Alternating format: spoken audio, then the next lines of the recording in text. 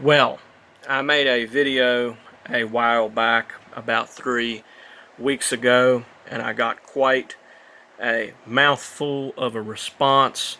And this response is so incredibly thick is the right word. It's not really that it's complex. I mean, because if if these people really understood even some of them some of the most basic common sense, they'd be able to see right through these things that they think that they are some kind of gotcha with what I believe and what I teach. But basically, I made this video called "Why You Don't Want to Yiff in Hell," and the video, goes on about the mindset of hell in the sense that we live in when we do things that align with those type of negative, things that bring us down in life, that they bring down our vitality, which is essentially, you know, it's linked to our brain in many ways that the Bible obviously doesn't speak about. And I got this video here, or I got this comment here, and I'm not really going to say what the name of it is, but I am going to read it, and I am going to address these things as best as I can to try and explain why these things are dense and they don't really hold up whatsoever. So it starts off by saying, so by whose standards are we supposed to move higher? What does that mean? Well, what that means is study the ancient teachings. Because a lot of the science that we think is so separate from the ancient teachings, a lot of it is based on, even if they are not the exact same thing, we know what's good and what's bad. Okay? In today's society, we know what makes us the most well-functioning human beings, and we know what makes us the least well-functioning human beings. And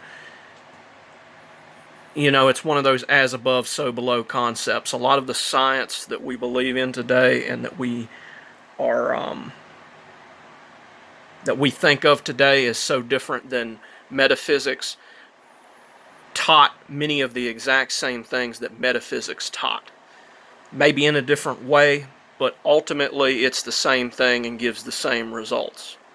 Okay, and that is have a clear mind, have a clean mind, have a high concentrative ability, and you enter states of awareness that before you couldn't enter into. You will know when you are in a higher state.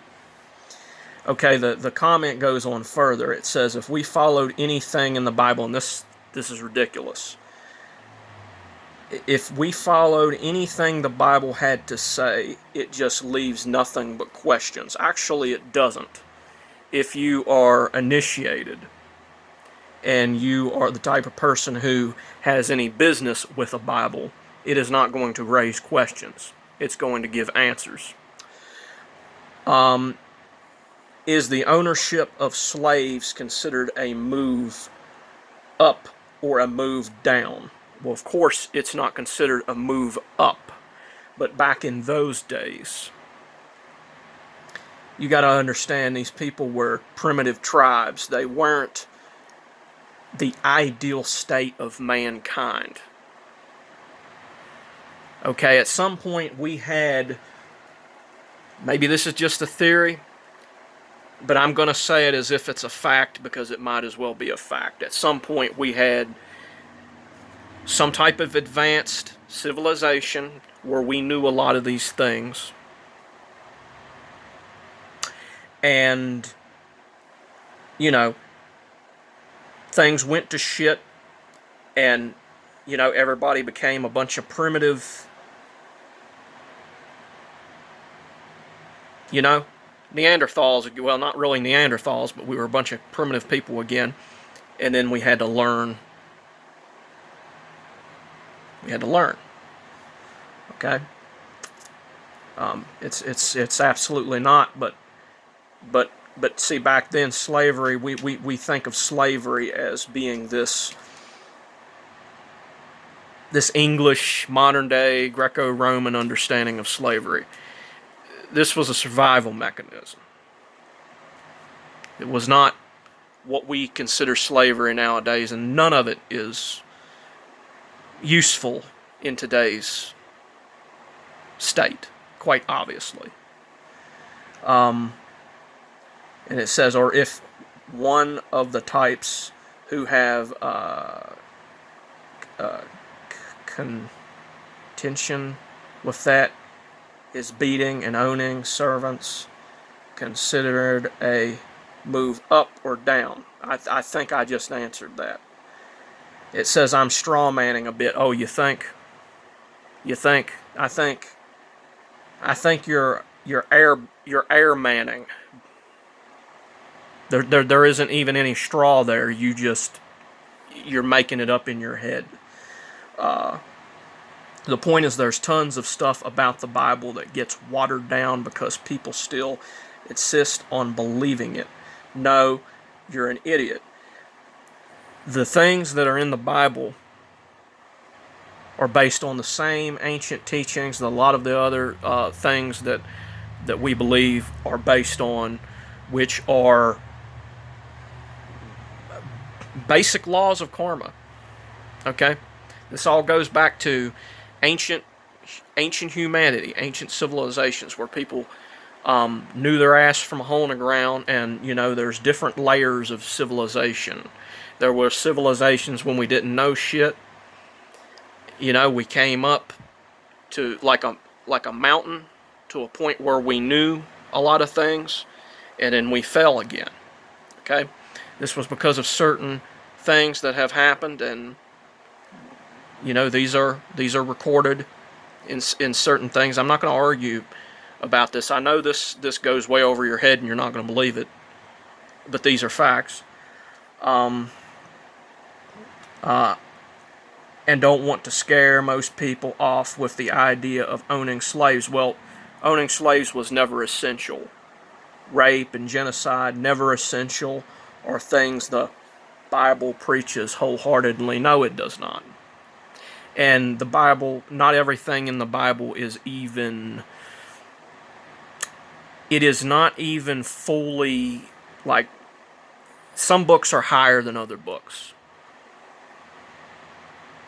Protestants don't seem to get that. But a lot of the Catholics and a lot of people who understood these things, if you go, you look at what all the teachings that people like what is his name? Westcott Loudon has put forth, teaches, an enlightened university teaches that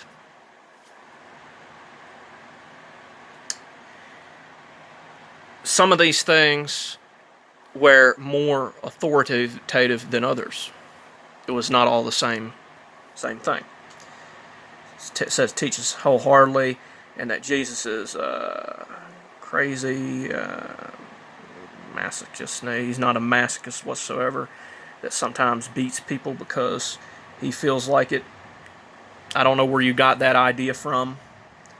It's probably another misunderstanding or some ignorant shit. Are you aware of eating shellfish, wearing mixed... Yeah, I know all about that stuff. I don't give a shit because I'm plant-based. I'm completely vegan. I don't think that in the year 2025 we need to be eating any of that shit. Okay, that was, again, a survival mechanism. Also, you say one ear in one ear, out the other, but you're way missing the fact that no one talks about dopamine in the Bible. That is bullshit. Dopamine in the Bible were states of consciousness. Dopamine and serotonin and all these things in the ancient texts were all states of consciousness. When you meditate, it changes your brain waves, it calms you down, it changes your state. These things are everywhere in ancient texts. It might not specifically say dopamine, but anything that excites the passions, it talks about, in brahmacharya. These things will separate you from the more subtle forces, and you will not be able to properly be in contact with them. It's a fact. It's not a matter of opinion or debate. And he goes on and on. Which religious texts you or whichever religious text you subscribe to. Well, religious texts go. There are texts that says thousands and thousands of things, and I'm sure I could find places in there where it talks about ancient civilizations that no longer exist, where people understood things far better than they do now. Or furries or yif. Well, yeah, it kind of does. It says the closest thing to that was Sodom and Gomorrah. Well, and that's only trying to say don't impose yourself. Not exactly. Not exactly. What it is saying is don't be a degenerate. Degeneracy creates a certain energy. See, y'all need to stop listening to these idiots in church. Okay, you need to learn about mysticism. All these spiritual teachings and all these spiritual texts are connected. Okay? This ain't about Christianity, this ain't about Buddhism, this isn't about... It's all one. And the highest path is brahmacharya.